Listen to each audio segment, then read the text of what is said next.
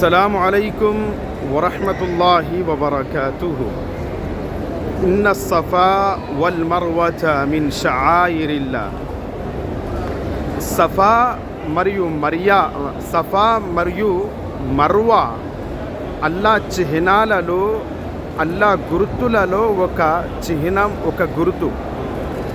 సహోదరులారా, సహోదరీమణులారా, అల్లా సుబ్హానహు వ తఆలా దయా, కృప, కరుణతో మళ్ళీ మక్కాకు ఉమ్రా యాత్రకు రావడం జరిగింది. చాలా సంతోషకరమైన విషయం.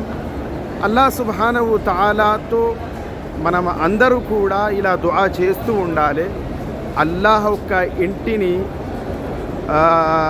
దర్శించుకునే సౌభాగ్యం మన అందరికీ అల్లాహ్ ప్రసాదించునుగాక. ఆమీన్ యా రబ్బల్ ఆలమీన్.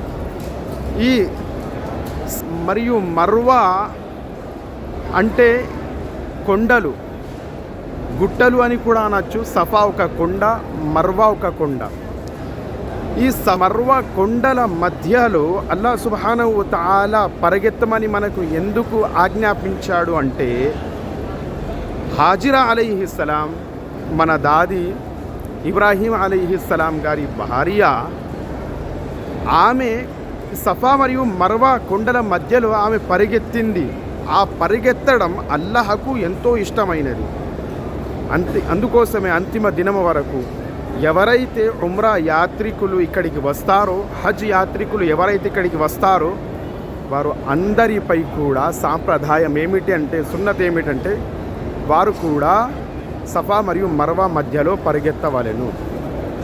అల్లాహ్ తాలాతో దుఆ చేస్తున్నా. ఇంకోటి, అల్లాహ్ తాలాతో చిత్తశుద్ధితో, తౌహీద్, ఏకదైవారాధన, అల్లాహ్ ఒక్కడే, అల్లాహ్ తప్ప మరొక వేరే ఆరాధ్య దైవం లేడు అని సాక్ష్యం ఇచ్చి అల్లాహపై దృఢమైన నమ్మకం కలిగి ఉంటే అల్లాహ్ సుబ్హానహు తఆలా వారి కోసం మార్గాలను సులభతరం చేస్తాడు.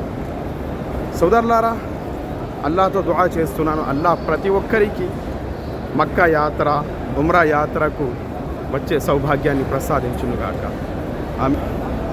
మాషా అల్లాహ్, మాషా అల్లాహ్. అందరూ ఒకటే డ్రెస్లలో, ఒకటే బట్టలలో. అల్లాహు అక్బర్, అల్లాహు అక్బర్.